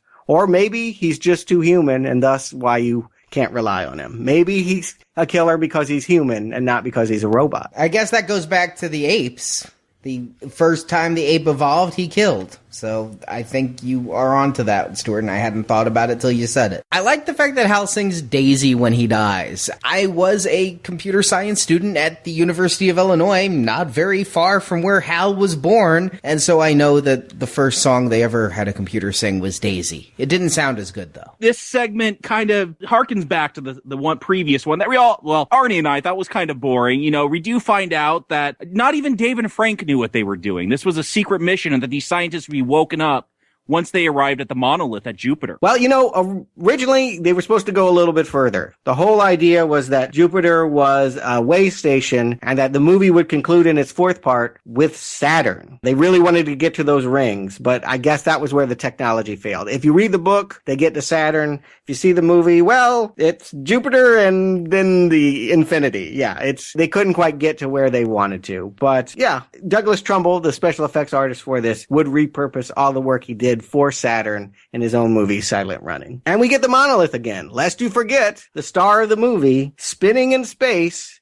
is a question for you. The same monolith? A new monolith? What are they looking at now? Is this one bigger? It's hard to get a sense of scale, but I thought this one was bigger. I think, doesn't Dave go into the monolith? Yeah, but how do you go into a monolith, whether it's 10 miles long or 8 feet long? It seems like some magic or space alien wizardry would be involved either way. What I really like about this monolith is how it's almost invisible in the darkness of space as it kind of floats around. It's that spookiness, that airiness, that is it really there? Does this really exist? Just because it gets some of the, I guess, light, I don't know. I don't think Jupiter gives off light. So the light of the stars or whatever, that you're able to see it. Yeah, we'll get, again, definitive answers. That's what they're good at next time. 2010 will definitely tell us what this is, and I'll go ahead and spoil it. It is the big brother of the one that they found on the moon. It is not the same one, but I always assumed it was the same one. Again, I always saw this as a deity that was sort of just following and seeing can you get to the next level? And if you do, you'll be rewarded by offering a new level. And I saw them as like road signs, and that's why I thought this one was bigger. I never thought it was the same one. I figured the one on the moon was still on the moon. Or it's in that warehouse from Raiders of the Lost Ark. That's actually is where it is. Yeah, we'll get there. You guys are getting ahead. But let's finish up here. Well, whatever it is, it takes him to a place that, well, I mean, I guess if this movement is about anything, it's about what lays beyond our technology, what we cannot even conceive. To paraphrase Arthur C. Clarke, out of the realm of science, we're moving into a realm of spirituality. No. We're moving into a realm of drug addiction. Yeah, 9 minutes of messing with the color bars on your TV. I am gainfully employed at a place that does drug testing, so I was not able to test a theory. Oh, I've heard stories. I know where your theory's going. My theory is, if you drop a tab of acid during the overture, does it kick in during this section here? It probably depends if it's the brown acid or better acid. Okay. But yeah, I've heard story. My dad has told me stories. Not that he dropped acid during the movie, but he's like, that's why this film got a cult following. It was hippies dropping acid for this final act. That's actually what I read on IMDb as well, is that people walked out of this movie, said that it was incomprehensible and it was being deemed a failure and it was being pulled from theaters until theater owners said, wait, no, the drugged out hippies are loving it. That's true. That is actually what turned the tide here. I mean, this movie was not necessarily warmly received, but I'll just put it this way. Kubrick and Arthur C. Clarke are not hippies. Kubrick, when he is making this movie, is, somewhere between 35 and 40 years old. Arthur C. Clarke, he's almost 50 years old. They are not flower children by any means. And Kubrick says, I've never taken acid. I don't think you need to be a drug addict to appreciate the trip that it takes you on. But it helps. I like psychedelia and I don't drop acid. I like being taken beyond my realm of consciousness. And this end sequence largely is very successful and making me feel like I've transported to another dimension. Is that dimension Michael Jackson's Rock With You video? Rock With You? I have no idea. Isn't that where the laser light show was? Oh, come now. If you're going to make a comparison to that cheesy old thing, come on. Stuart, I do agree. I've never watched this film while on acid. I've never been on acid. So I can't speak to that, but I remember the first time I watched this film, I'm like, oh yeah, this is kind of like a weird, sci-fi film that keeps jumping. And then I got to this. I'm like, whoa, what? This is weird now. This this is what people are talking about when they say they can't understand this film. Like, this is the weird part. And it's one of those moments I actually, again, so much of this film, and I said this with The Shining, there's maybe because it's of Kubrick's, because he's such a great cinematographer, that there is something hypnotic. He really does pick frames that capture your eye. And yeah, this moment, like, what is going on? You get these freeze frames of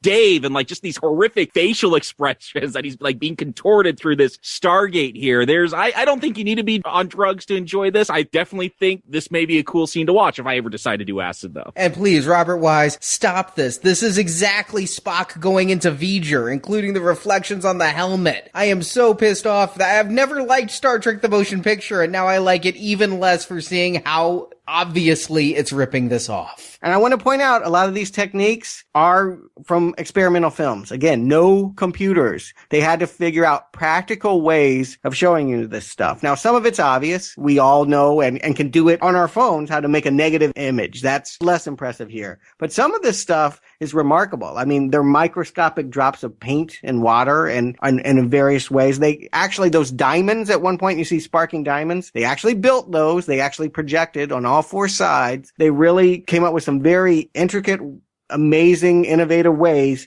to recreate, I guess, acid imagery. Well, this is the scene I was thinking of when I said, watch this on the Blu-ray, because I'm watching this at my home theater, blown up 110 inches. I wish I had your experience for this scene. Whether I recommend this movie or not, I want to see this bigger. I want to see this post-conversion 3D IMAX. I mean, I really think this is a great visual. I can't imagine it even looked as good in 1968 as it does on this Blu-ray. There had to be more grain, scratches on the negative, fingerprints on the negative. Seeing it in the crisp, digital, cleaned-up image, this is so gorgeous, so vibrant. It definitely is a awesome tech demo if you want to see the ranges of your projection TV or projector for color. I mean, it's good in that way. This is also where my wife saw the vagina and the sperm. She saw the two sides of the multicolored, which at times was pinkish vortex that Dave was traveling into or penetrating as the vagina. And then in the bottom right corner, there is a big white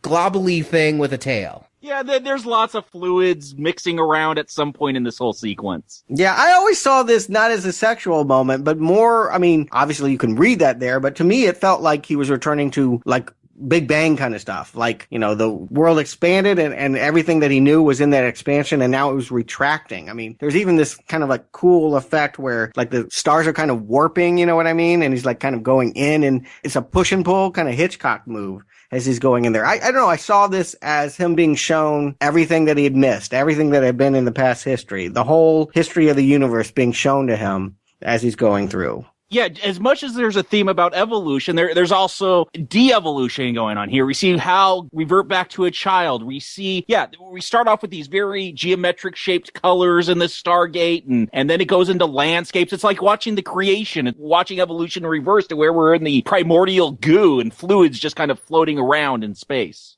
No cyber sex, though. No cyber sex, thankfully. I do think my wife was right. I think this is a metaphor for sex. I mean, the whole thing ends with a baby. Oh, yeah. I think there's definitely that metaphor here. It's almost too easy because it does end with a baby. Yeah, I didn't even think about it. Again, only seen it twice. She saw it once, went, is this a penis going into a laser vagina? And I'm like, well, the movie does end with a fetus, so I guess so. But before he gets to the fetus, we get to perhaps the strangest part of a very strange movie, where he arrives, the way station, the hotel room, as it were. Is this the Hojo? The Black Lodge? For Twin Peaks fans, you know what I'm talking about with the Black Lodge, because I was taken right to Twin Peaks with the way this goes and the really bad old age makeup. Yeah, this came out of Clark's suggestion. He actually said he wanted it to be like a gay bar. I mean, that he was like, it would be really funny if it was overly ostentatious and ornamental, and he saw it as a waiting room. You see this as a gay bar? I was thinking like leather and collars. I'm like, this is not a gay bar. Well, Clark is gay, so he got to know. But True. 1960s gay bar. Yeah. But he really saw this as trying to ease Dave into whatever was going to happen next, that it was an optical illusion, and that the reason why it's so strange is that it's not quite real, but it was meant to simulate his reality so that he wouldn't get too weirded out, that he would be able to have a normal existence, get some rest, eat a meal, take a shit.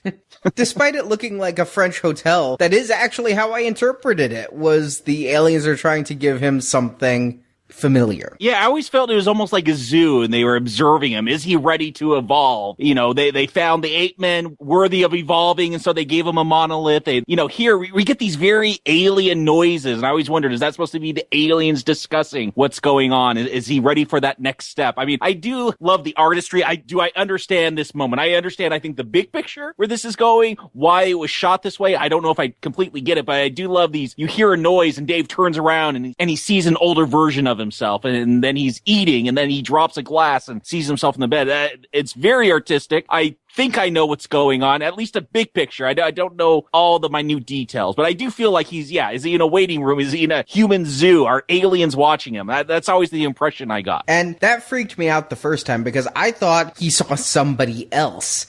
And the makeup changes his appearance to such a degree, it took me a moment to realize, okay, it's him, but now he's older, and that he keeps seeing himself from the outside, but then transforming into the being he's seeing. I mean, it's really kind of weird. Yeah, I almost wonder if he's become separated from time, and this is how they're depicting how he's seeing himself through all ages. You know, he's seeing himself as the astronaut, as the old man, as the sick man in the bed, and this is just how they decided to shoot that. Because he obviously he's entered some kind of other dimension. Does time even exist in this dimension? Yeah, I'm seeing this as an extension of what technology was doing to people even before. Before they were distant from each other, from their families, and now he's even an abstraction to himself, that he is turning into something else. He's essentially dying off, but doesn't even realizing it. He's experiencing it as a series of moments. It's got a real shining quality. I gotta say, most Kubrick films stand on their own, and I don't see other Kubrick films in them. They're their own thing, but this moment here, I feel like he might have checked into the Overlook Hotel. You know, and I've always saw this, he's going to become the star child, this giant fetus in space, and that is him becoming God. And that so much of this story to me is how have we gone from ape to God, and what is a science fiction version of that? And so here's these weird other dimensional aliens that are guiding us and leading us, and it's not us choosing that path, but someone has found us worthy or interesting enough to watch to see if we can achieve that. And this is good to hear from people who have seen this movie dozens of times. Watching it the first time, I'm like, and we'll get to an explanation? And even watching it the second time, I'm like, yeah, okay, I'll just kind of go with it because it's what it is. I can hypothesize. I prefer, though, to know the artist's intent. I prefer to do the research, read the novelization, listen to the commentaries to find out what the artist was thinking versus make shit up, which is what I consider most deconstructionism. So no, I disagree. I think it's about bringing your experience in and creating a discussion. I always think that's what good art does. It creates discussions. But I get what you're saying, Arnie. The first time I saw this, I immediately went and read the book because I wanted to know, why is there a baby in space? And you get an answer. I mean, there is more of a definitive answer. That baby does something. Is it a giant baby? Or is it perspective? I couldn't tell if we were like the baby was close to the camera and Earth was far from the camera, or if the baby was like Galactus baby about to eat the Earth. It's a giant baby. He's not about to eat the Earth, but if you read the Arthur C. Clarke vision, he does decide to help us out by taking out all those nuclear satellites. I don't know that Kubrick ever wanted to film that. That would have been a return for that jump cut bone into nuclear satellite. They all went poof at the emergence of the space baby. Much like the ape destroying the bones, that's what the baby does here. It's the next step of evolution. We've made the same kind of jump we did 1,000,000 years ago with this star child. It's what we will become. That's the way I take it. But as a child, this was run out of the room and cover your eyes. I couldn't even look at this thing. I think I had just heard about babies and I didn't want to think about fetuses. This was the most terrifying thing in a very alarming film. Now, I don't know. I don't think I can watch this ending without crying. I'm always moved to tears when we get to this end with the return of the Strauss score and all of that. It's just mind blown. Mission accomplished. I like the music. I think the baby looks kind of weird. I'm hoping it's alien because otherwise it's got a deformed eye. I'm not crying. I'm not moved. I'm confused. I'm hoping that the sequel explains something. I'm glad I know that there is a sequel. Well, you weren't the only one confused. This movie, like we said, if it weren't for the hippies, it would have been considered a costly bomb. MGM hated it. They only put it out in one theater. The early critics were befuddled by it. It truly, I think, if it had not been the summer after the Summer of Love, I don't know that it would have been discovered. But yeah, it became the thing to do for the hippie generation to, go smoke a joint and go check out 2001. John Lennon had standing tickets in the Manhattan Theater. Every performance for a year, no matter what the showtime, he could have walked up at any time and walked in and seen the show. And he was a huge influence on the youth culture movement. This was a generational statement, and I think his endorsement helped that. Are you kidding me? Movies ran for a year? No, it ran actually 4 years. This thing did not pull out of theaters until 1972, and when it did, it had made $30 million, which is triple its investment. Wow, I can't imagine that kind of a world. I remember when movies lasted like 6 months in the theaters, and that's unheard of now. Yeah. Well, the movie lasted 4 years in theaters. Obviously, I know the answer, but let's go through the formalities. Jakob, Stuart, tell them why you recommend 2001, and then I'll tell them if I recommend 2001. Jakob. I think I've misled everyone. I said this is probably my favorite movie. I'm going to take that back. I don't know if this is my favorite movie because I don't see this as strictly a movie. I said it during this review. It's a symphony. It's a ballet. It's film. There is so much going on. This is truly an experience for me. This is a piece of art that transcends just the art of film. It really is a masterpiece to me. It is, Stuart, you said you cry at the ending. There's so much emotion going on. We talked about, it's not because of these characters. It's not because of their story. I really do think this is tapping into something in our brain, primordial into us. And that's why I come and gravitate to this film. The wonder of space and watching ships and people float around and walk upside down. And then this tragic story. I see Hal as a tragedy, where he's reverting to a child and slowly being murdered. There's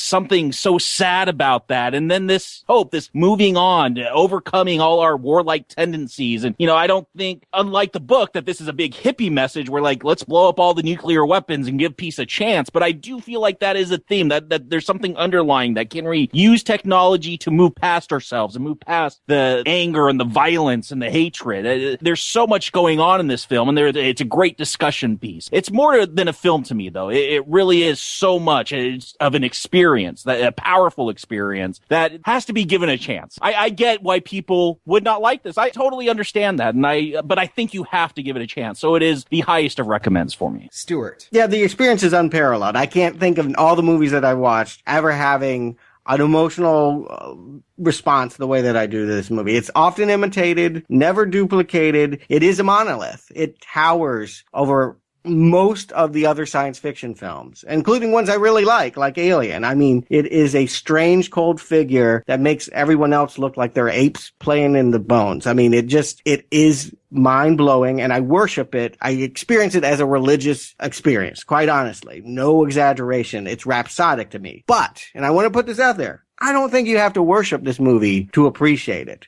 This recommend is not because it touched me personally. This recommend is because I just want to say, I think it's important that people step outside themselves. And this movie is a conduit to seeing a wider universe. I mean, I really do think it really demands that you come to it, that it's not going to coddle you with entertainment. It is not entertainment. You talk, Jacob, about it not being like other movies. Most movies are worried about how you feel. Have I entertained you? Did you enjoy it? This movie is not going to do that. And not all movies need to do that.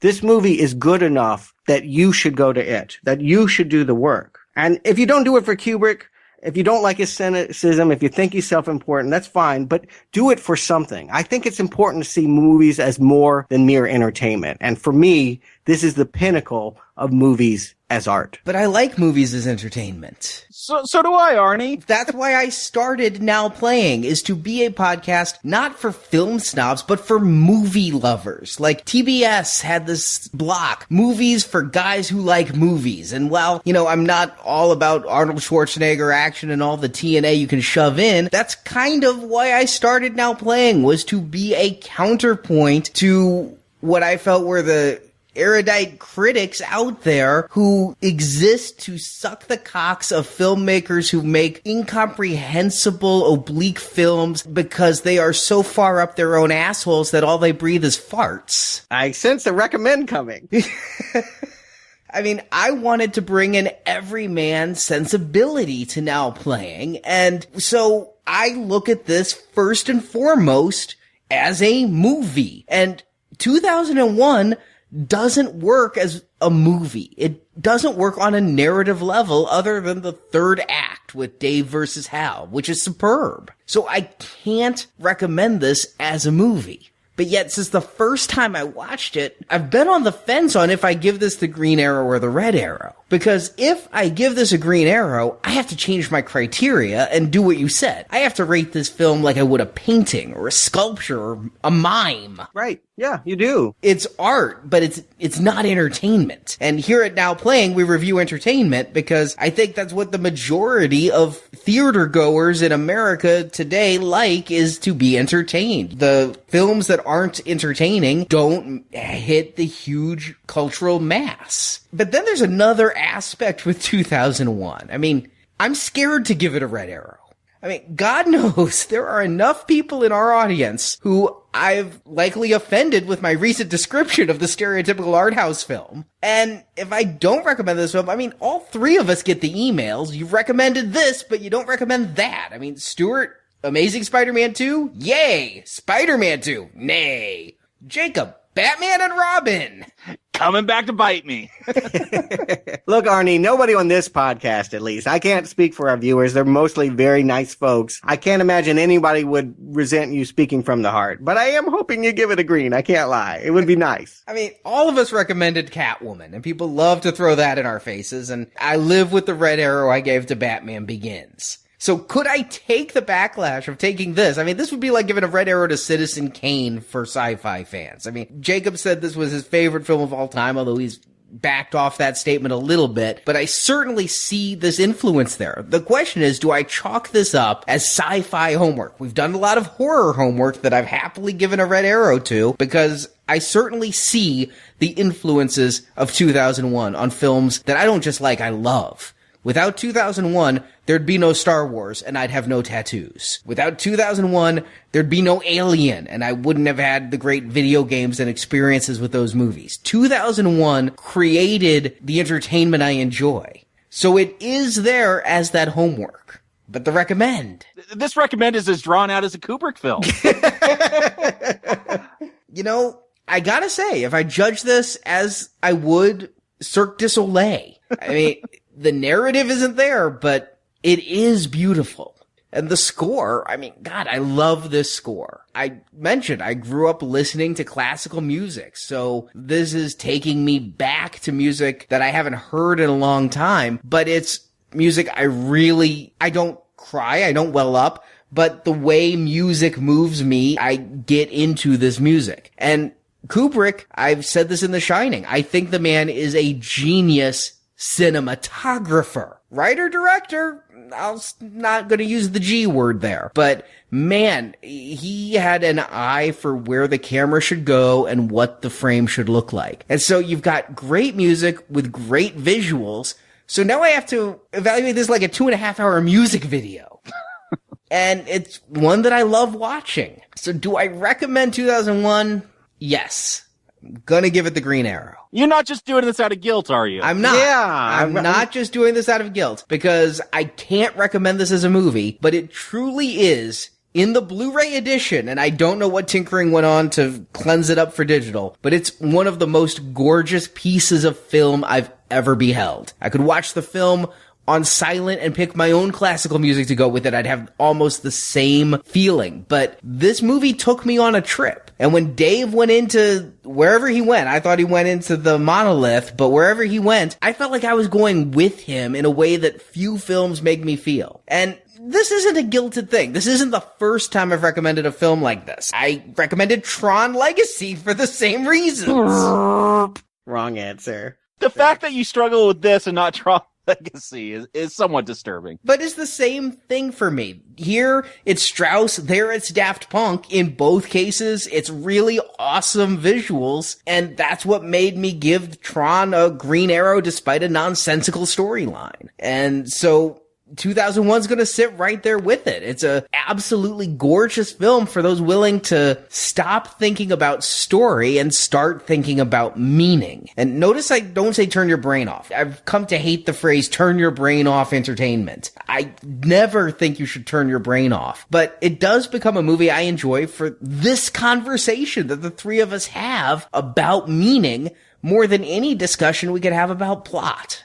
And, I mean, there are other filmmakers like this who I like, and I don't want to be one of those critics who crawls up my own ass and smells my own farts, but I like some films for that trippy journey they can take me on. I thought of David Lynch when they got to the weird alien place with the body jumping, and that's how I'd equate this too. There's several David Lynch movies I couldn't recommend narratively, but would recommend. So, if you want a great movie about aliens and rogue computers and space flights, well, we've reviewed a dozen on Now Playing that are more exciting and more fulfilling in that regard. But I can't think of a single movie we've ever reviewed that looked better. So for all the CGI in Silicon Valley, Kubrick holds it. So yeah, I'm giving a Green Arrow to 2001. And that's 2 Green Arrows I've given Kubrick. But if we ever meet again on Now Playing... Yeah, you said you didn't like most of his films. What's going on? His streak may not hold if we get to a third one. Boy, that was, I am sweating it. That was the most strenuous get to the finish line recommend I've ever seen you do. There was some more hemming and hawing than I've ever heard in my life. But I think you made the correct choice for the reasons that you stated here there at the end. The movie is a visual marvel. And how you feel about it and what it means to you will be fluid. It will come and go. I think over time you will experience it in different ways, but it's always worth an experience. I mean, it's hard for me to imagine someone saying you don't want to waste your time on something like this. No, and it comes down to when I watched it the second time, I said, Marjorie, you should watch this movie. What's it about? That doesn't matter. You need to see this movie. Don't think about what it's about. And then a half hour in, she's like, I don't get what's going on. Don't worry about it. And if you just can't shake that, if you gotta know real, hard, concrete answers, don't give up. You may hate 2001, but you may love 2010. It's all going to shift next time, and all the problems, quote unquote, that you have, they're going to go away. I can assure you of that. There's nothing of the trippiness and of this myopic quality in the sequel. Yeah, I think the question is going to be, can you enjoy both of these films? Can you recommend them both? Can you be obsessed with the artiness of this film and still accept the over-explanation or the more Hollywood aspects of what we'll see next week? I've seen 2010, and my vague memories are that I liked it. In fact, I can even remember thinking it was better than 2001 when I didn't like 2001 at all. So again, there's hope for you. If you are a red arrow on Kubrick, if you didn't like this movie, you may still want to see 2010. We'll find out next week. I've never seen 2010. I'm looking forward to any explanation, even if it's not Kubrick's explanation, to The Star Child. So I'm very much looking forward to that. And in the meantime, we are continuing our Planet of the Apes retrospective. I'm really getting my backfill of 60s sci-fi that I've missed in my life. First 2001 and then Planet of the Apes. And I think that we had a good conversation here today. I think we have a great conversation with the Planet of the Apes films. And I really hope that more of our listeners can hear it than are currently listening. And the way you hear that show is by helping us out and helping support the podcast that we do every single week. Every Tuesday, we're here for free for everyone. We have no sponsors. We have no advertisers, but we need your financial support to keep going, to pay for the bandwidth, to pay for the servers, to pay for the tickets, for the extra shows we did like Godzilla. So all of that, we rely on your support, and to hear Planet of the Apes, all 8 reviews, it's just a donation of $25 or more, and you also get 5 reviews on top of that, the 4 Matrix films and the upcoming film Jupiter Ascending. Or if you just want the Matrix and Jupiter Ascending, you could do a silver level donation of $10 or more. But I really hope everyone can hear our Planet of the Apes show. But if not, the Matrix shows were some really interesting conversations as well, and I've enjoyed talking to the fans who've listened to those shows as well about the thoughts that we had. Yeah, this is this kind of sci-fi I like, and I love talking about it. I hope you can join us, because these are ones to talk about. So we'll be back for Donors on Friday with Planet of the Apes, and on Tuesday for everyone with 2010, the year we make contact. And until then, this conversation can serve no purpose anymore. Goodbye.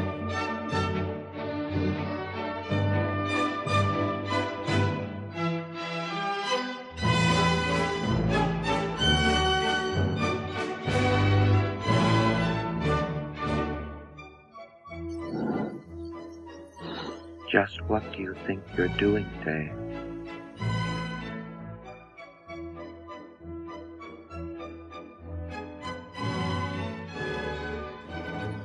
Dave, I really think I'm entitled to an answer to that question.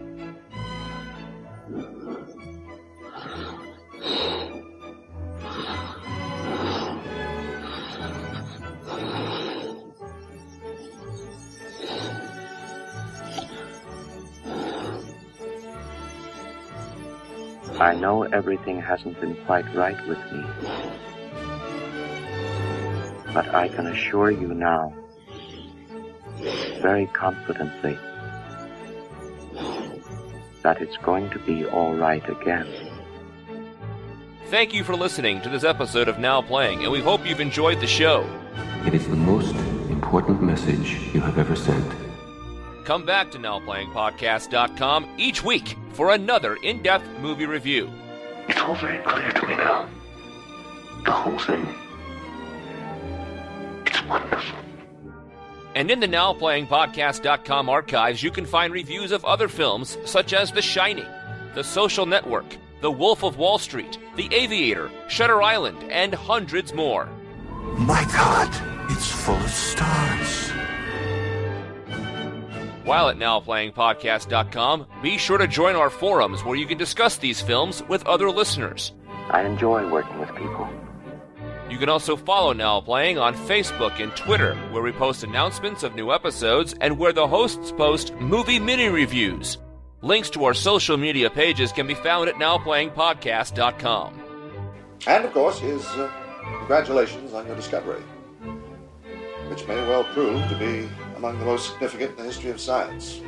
Support from listeners like you help keep Now Playing operating. You can find a link to donate using PayPal at the bottom of our website, NowPlayingPodcast.com. First of all, I bring a personal message from Dr. Howell, who has asked me to convey his deepest appreciation to all of you for the many sacrifices you've had to make. Now Playing is edited by Heath and Arnie. Oh, by the way, I wanted to say to both of you, I think you've done a wonderful job. I appreciate the way you've handled this thing. Now Playing credit narration by Brock. Very quickly get adjusted to the idea that he talks, and you think of him really just as another person. Now Playing is not affiliated with MGM Studios or Warner Brothers Studios. These films are the property of their copyright holders, and no infringement is intended. Were there any more questions? The opinions expressed in Now Playing are those of the individual hosts and may not reflect the opinion of Venganza Media, Incorporated. Now, I know there have been some conflicting views held by some of you. Now Playing is a Venganza Media production, copyright 2014, all rights reserved, and no part of this show may be reproduced, repurposed, or redistributed without the written permission of Venganza Media, Incorporated. Thank you for a very enjoyable game. Yeah, thank you.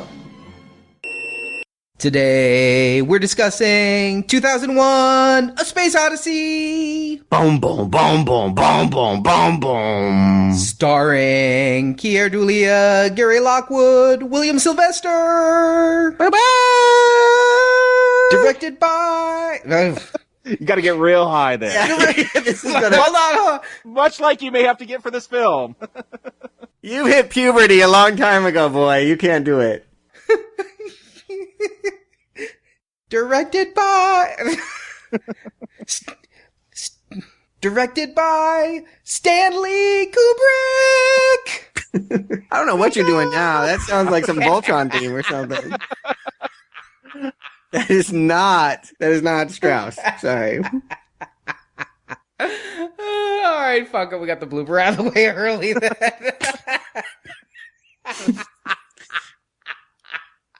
It was a good effort. It was an effort. All right. Well, I had another option. Hello, Dave. Today we're discussing...